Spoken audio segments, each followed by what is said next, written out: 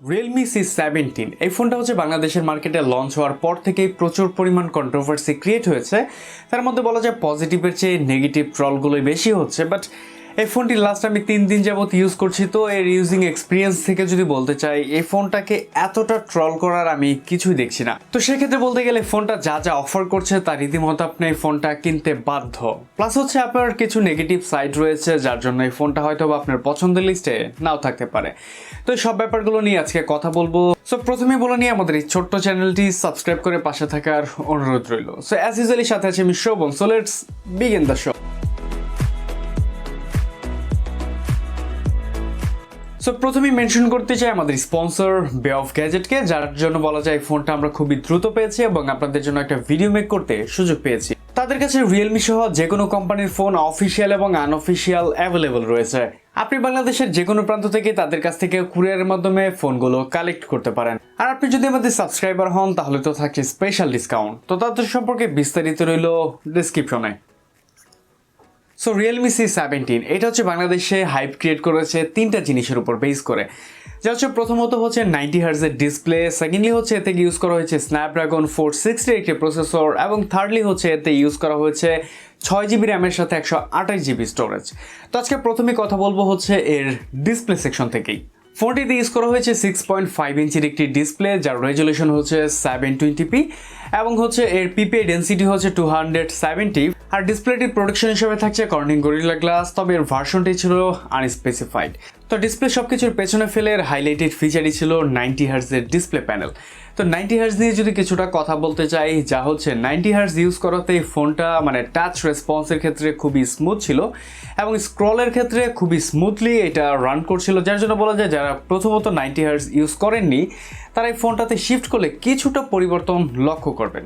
তবে তার চেয়ে বড় কথা হচ্ছে ডিসপ্লেতে 90 হার্জটা এনাফ লাগেনি আমার কাছে, কারণ হচ্ছে এই ডিসপ্লে প্যানেলটি হচ্ছে 720p, যার জন্য বলা যায় ডিসপ্লে প্রচুর পরিমাণ শার্পনেস এবং ডিটেলসের অভাব রয়েছে। তার মধ্যে হচ্ছে 90 হার্জের প্যানেল, এটা আসলেই আমার কাছে একটু বিলাসিতা মনে হয়েছে।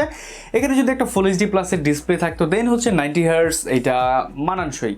তো এবার কিছু কথা বলা যাক এই ফোনটির হচ্ছে বিল কোয়ালিটি নিয়ে, দেন হচ্ছে আমরা সরাসরি এর হার্ডওয়্যার সেকশনে চলে যাব। এই ফোনটি হচ্ছে পাওয়া যাবে দুইটা কালার ভেরিয়েন্টে, যা হচ্ছে আমার হাতে যেটা রয়েছে এটা হচ্ছে লেগ গ্রিন, আবার এটা হচ্ছে একদম ম্যাট ফিনিশের সাথে রয়েছে। আরেকটা পাওয়া যাবে হচ্ছে নেভি ব্লু কালারে। তো এই ফোনটির বিল কোয়ালিটির কথা বলতে গেলে খুবই সলিড বিলের সাথে এটা রয়েছে, মানে খুবই ভালো রকমের প্লাস্টিক ম্যাটেরিয়াল দ্বারা তৈরি হয়েছে স্মার্টফোনটি। তো সেজন্য বলবো ফোনটা ডে টু ডে ইউজিংয়ের ক্ষেত্রে আপনার হাতের ছাপ পড়ার সম্ভাবনা অনেকটাই কম ছিল, যার জন্য বলা যায় এটাতে ম্যাট ফিনিশ থাকাতে অনেকটা অ্যাডভান্টেজ পাবেন। প্লাস হচ্ছে এটা হাত ভালো পরিমাণে গ্রিপ দিচ্ছিল, যার জন্য বলবো এটা ডে টু ডে ইউজিং এক্সপিরিয়েন্সের ক্ষেত্রে আমার কাছে বিল কোয়ালিটি খুবই সলিড মনে হয়েছে। ফোনটির রাইট সাইডে পাবো পাওয়ার বাটনের সাথে একটা ভলিউম রকার এবং লেফট সাইডে থাকছে একটি সিম স্লট, যেখানে ডুয়েল সিমের সাথে একটি ডেডিকেটেড স্লট রয়েছে। এর বটমে থাকছে একটি 3.5mm headphone jack, primary microphone port, USB type C port এবং হচ্ছে একটি স্পিকার গ্রিল। এবার কিছুটা আর্লি কথা বলবো এই ফোনটির হার্ডওয়্যার সেকশন নিয়ে। ফোনটিতে ইউজ করা হয়েছে স্ন্যাপড্রাগনের 460 একটি প্রসেসর, যা হচ্ছে 11 ন্যানোমিটার থ্রেডে বিল, এবং এটি হচ্ছে একটি অক্টাকোর প্রসেসর যার ম্যাক্সিমাম ক্লক স্পিড হচ্ছে 1.8 গিগাহার্টজে। সাথে জিপিওতে পাবো অ্যাড্রিনো 610। কিন্তু আমি আরেকটু সারপ্রাইজ হয়েছি এর র্যাম ভেরিয়েন্টে, মানে হচ্ছে ফোনটিতে থাকছে 6GB র্যামের সাথে 128GB স্টোরেজের সাথে। সো ওয়েল, এবার হচ্ছে এই চিপসেট নিয়ে টুকটাক কিছু কথা বলা যাক। এটা হচ্ছে 2020 জানুয়ারি দিকে এটা লঞ্চ করা হয়েছে, আমি প্রিভিয়াসও বলেছিলাম। তো এইটা হচ্ছে যে এন্ট্রি লেভেলের একটি বাজেট চিপ, যার জন্য বলা যায় এই বাজেট সেগমেন্টের কোনো স্মার্টফোনে এইটা আসলে অনাকাঙ্ক্ষিত। এবং যেহেতু 90 হার্টজের প্যানেল দেওয়া হয়েছে এতে এবং কিছু হাইলাইটেড ফিচার থাকছে, তো এই চিপটা এই ফোনে ইউজ করাটা আমার কাছে প্রথমতই ভালো লাগেনি। বাট এবার যদি এই চিপটির পারফরমেন্সের দিকে তাকাই, এটা হচ্ছে অ্যান্টুটু বেঞ্চমার্কে স্কোর করতে পেরেছিল 1,46,000 থেকে 47,000-এর মতো, যার জন্য বলা যায় এটা দিয়ে হাইলি গেমিংয়ের কথা আসলে চিন্তাও করা যায় না। মোটামুটি বলা যায় একদম টুকটাক গেমিং থেকে টুকটাক মিডিয়াম লেভেলের গেমাররা এটাতে মোটামুটি একটু অপটিমাইজ করতে পারবেন। তো পাবজি গেম প্লেবল এক্সপিরিয়েন্সের কথা বলতে গেলে পাবজি মোটামুটি ভালো পরিমাণে সাপোর্ট করছিল এতে, মানে বলা যায় টুকটাক ল্যাগ বা ফ্রেম ড্রপ ছাড়া তেমন কোনো মেজর ইস্যু আমি দেখতে পাইনি এতে। এবং সাথে হচ্ছে ফোনটা লং টাইম গেমিং এর ফলে এর ক্যামেরার আশেপাশে একটু হিটিং ইস্যু লক্ষ্য করা যাচ্ছিল, এবং হিটিং বেশি হলে এটা বলা যায় একটু ল্যাগ এবং ফ্রেম ড্রপটা বেশি পাওয়া যায়। তো সেজন্য বলতে গেলে প্রাইমারিলি বলা যায় মোটামুটি একদম মিডিয়াম লেভেলের ইউজারদের জন্য এইটা ঠিক থাকলেও এর উপরের ইউজারদের জন্য এইটা পারফেক্ট নয়। ফোনটির ওএসে পাচ্ছি Realme UI 1.0, সাথে হচ্ছে এতে পাওয়ার করছে Android 10।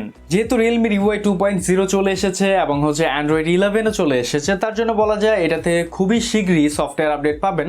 তো এর ইউজিং এক্সপিরিয়েন্সটা আমি আপাতত খুবই ভালো পেয়েছি। তো সফটওয়্যার আপডেটের পরে বলা যায় এটা আরেকটু বেটার অপটিমাইজ করতে পারবে ইজিলি।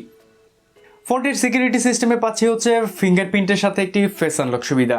তো এর ফিঙ্গারপ্রিন্টটি হচ্ছে রিয়ার সাইডে দেওয়া হয়েছে এবং এর আনলক স্পিড ছিল অনেকটাই ফাস্ট।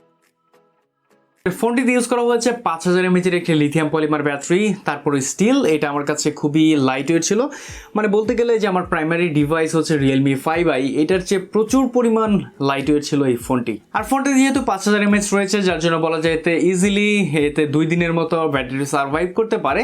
আর যদি আপনি একদম হেভি ইউজার হন, তারপরে বলা যায় 7 থেকে 8 ঘন্টা প্লাস মানে এতে টানা গেমিং করতে পারবেন। সাথে হচ্ছে এতে যেহেতু 18 ওয়াটের একটা ফাস্ট চার্জিং অ্যাডাপ্টার দেওয়া হয়েছে, যার জন্য বলা যায় এটি 2 ঘন্টার মধ্যে ফুল চার্জ প্রোভাইড করতে পারছিল। So it's a positive things. So last এবং ফাইনাল অপশন হচ্ছে ফোনটির ক্যামেরা সেকশনের কথা বলবো। তো ক্যামেরা সেকশনের কথা বলার আগে বলতে চাই আমার প্রাইমারি ডিভাইস Realme 5i এর একদম সেম টু সেম ক্যামেরা এখানে ইউজ করা হয়েছে। মানে বলা যায় এর প্রাইমারিতে পাচ্ছি হচ্ছে 13 মেগাপিক্সেলের একটি মেইন শুটার, সেকেন্ডলি হচ্ছে 8 megapixel ultra wide, 2 megapixel depth sensor এবং 2 মেগাপিক্সেলের একটি ম্যাক্রো লেন্স থাকছে এই ফোনটিতে। তো এই সেম সেন্সরটি নিয়ে আমরা হচ্ছে অনেকবারই কথা বলেছি, সো একটু শর্টলি কথা বলা যাক। এর প্রাইমারি 13 মেগাপিক্সেল ক্যামেরাটি বলা যায় মোটামুটি ভালো ছবি ক্যাপচার করতে পারে, মানে বলা যায় একদম গুড লাইট কন্ডিশনে খুবই ভালো ছবি প্রোভাইড করবে। তো ছবিগুলো দেখতে একদম আই ক্যাচি লাগে, বাট ছবির কোয়ালিটির দিকে যদি তাকাই তাহলে বলবো ডিটেলস এবং শার্পনেসে কিছুটা আমি ঘাটতি পেয়েছি এখানে। তবে ফোনটিতে প্রি ইনস্টল থাকছে হচ্ছে গুগল ক্যাম, মানে হচ্ছে জি ক্যাম। এটা দিয়েও আপনি ভালো পরিমাণ ছবি তোলা যায়, মানে হচ্ছে ছবির কোয়ালিটি অনেকটাই ব্যালেন্স থাকে, যার জন্য বলবো জি ক্যামটি ইউজ করলে আপনি আরেকটু বেটার ছবির এক্সপিরিয়েন্স পেতে পারেন। সাথে হচ্ছে এর আলট্রা ওয়াইড সেন্সরটিও খুবই ভালো কাজ করছিল, যা হচ্ছে 190 ডিগ্রি পর্যন্ত এরিয়া কভার করতে পারে এবং এর বোকে শটগুলো ছিল অনেকটাই ভালো, যা হচ্ছে অ্যাকুরেটলি ব্যাকগ্রাউন্ড ব্লার করতে পারছিল।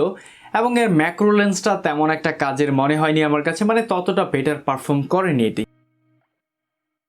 আর এই ফোনের ফ্রন্টে থাকছে 8 মেগাপিক্সেলের একটি সেলফি ক্যামেরা, যেটা আমরা Realme 5iও পেয়েছি।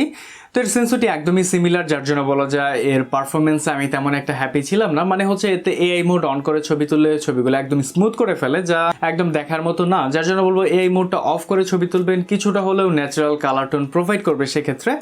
তো এর ওভারঅল কোয়ালিটির কথা বলতে গেলে আমি স্যাটিসফাইড নই। সো এই ছিল ফাইনাল Realme C17। তবে কিছু কথা বলবো এই ফোনটির নেগেটিভ ইস্যু নিয়ে। ফোনটিতে ইউজ করা হয়েছে 720p একটি ডিসপ্লে, যেখানে ইউজ করা হয়েছে 90 হার্জের রিফ্রেশ রেটের একটা প্যানেল। সো এই দুইটার কম্বিনেশন আমার কাছে কোনোভাবেই যাচ্ছিল না, মানে 720-র সাথে 90 হার্জের রিফ্রেশ রেট এটা কোনোভাবেই ম্যাচ হচ্ছিল না। এটাতে অবভিয়াসলি একটা ফুল এইচডি প্লাসের ডিসপ্লে দেওয়াটা খুবই জরুরি ছিল, অন্তত এই প্রাইস রেঞ্জেও। তো সেকেন্ড যে ইস্যুটা আমার কাছে রয়েছে, যা হচ্ছে ফোনটির প্রসেসর সেকশনে, যা হচ্ছে স্ন্যাপড্রাগন 460 প্রসেসরটা এই বাজেট রেঞ্জে ইউজ করাটা কোনোভাবেই উচিত হয়নি। তো সেজন্য বলবো এটাতে গেমারদের একটু ফোকাস আনার জন্য হলেও এতে মিডিয়াটেকের হিলিও G80 একটি প্রসেসর হয়তো ইউজ করা উচিত ছিল, অথবা স্ন্যাপড্রাগন 665 প্রসেসরটাও যদি ইউজ করতো, তারপরে বলা যায় এর পারফরমেন্স আর একটু বুস্ট করতো। সেজন্য এই ফোনটা অবভিয়াসলি এই প্রাইস রেঞ্জে একটু বেটার অপশন হয়ে যেত। সো লাস্ট যে ইস্যুটা, যা হচ্ছে এর প্রাইজিং, মানে হচ্ছে এটা 16,000 টাকা প্রাইজিং ধরা হয়েছে বাংলাদেশের প্রাইজিংয়ে। তো এটা বলবো আমার কাছে একটু ওভার প্রাইস লেগেছে, যেমন হচ্ছে এখানে 14 থেকে 14,500 টাকা বা 15,000 টাকার নিচের প্রাইজিংটা রাখা উচিত ছিল, যেটা বলা যায় এই বাজেট রেঞ্জে খুবই পারফেক্ট একটা প্রাইজিং হতো। তো এই ছিল আজকের মতো আমার কাছে Realme C17 এর টুকটাক ওপিনিয়ন। তো এর সাথে যদি Realme 5 এর একটি কম্প্যারিজন চান, তাহলে অবভিয়াসলি কমেন্টে জানাবেন, আমি তার দ্রুত নিয়ে আসার চেষ্টা করব। তো আজকের ভিডিওটি কেমন লাগলো তা জানাতে ভুলবেন না কমেন্ট সেকশনে, এবং এই ফোনটি নিয়ে যদি আপনাদের আর কোনো কোশ্চেন থাকে তাহলে অবভিয়াসলি কমেন্টে জানাবেন, আমরা তার দ্রুত রিপ্লাই করার ট্রাই করব। দেখা হবে নতুন কোনো ভিডিওতে নতুন কোনো টপিকসে। সে পর্যন্ত আমাদের সাথে থাকবেন এবং ভালো থাকবেন। আল্লাহ হাফিজ।